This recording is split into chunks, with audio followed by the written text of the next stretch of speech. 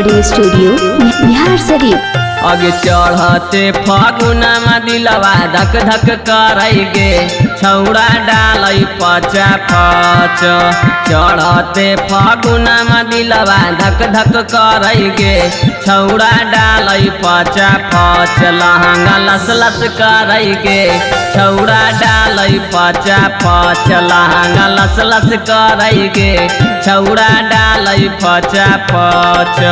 देहियाई रंगवा से थर थर कांपई गे छौड़ा डालई पचा पच। देहियाई रंगवा से थर थर कांपई गे छौड़ा डालई पचा पच। लहंगा लस लस करई गे छौड़ा डालई पचा पच। लहंगा लस लस करई गे छौड़ा डालई पचा पच। डालई पचा पच छौड़ा डालई पचा पच।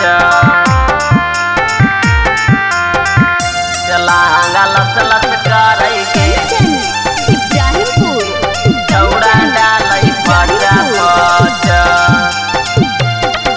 अगे छौड़ा नी दरदा बड़ी घसो है अबिरिया छोड़ो है नहीं हाथ कैसे जाई भितरिया।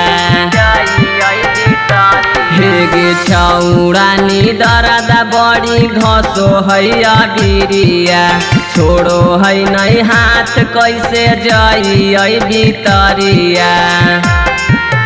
देहियाई रंगवा से थर थर कांपई गे छौड़ा डालई पचा पच।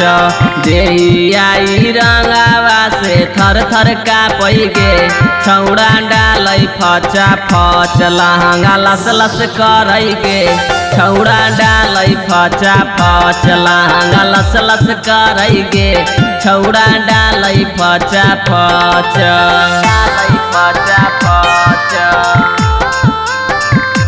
छौड़ा डालई पचा पच। लहंगा लस लस करई गे छौड़ा डालई पचा पच। लाल पियर रंगवाला गइल कई लक्ष्मण राजा मार्केट से पिचकारी किने गेलई माही झाझा।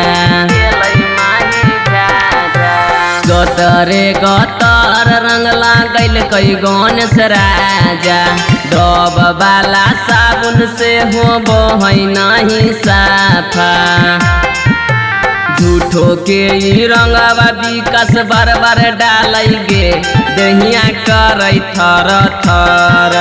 झूठो के ई मिथलेश रंगवा बार बार डालई गे दहिया करई थर थर। लहंगा लस लस करई गे छौड़ा डालई पचा पच। लहंगा लस लस करई गे छौड़ा डालई पचा पच। माही रिकॉर्डिंग स्टूडियो बिहार शरीफ।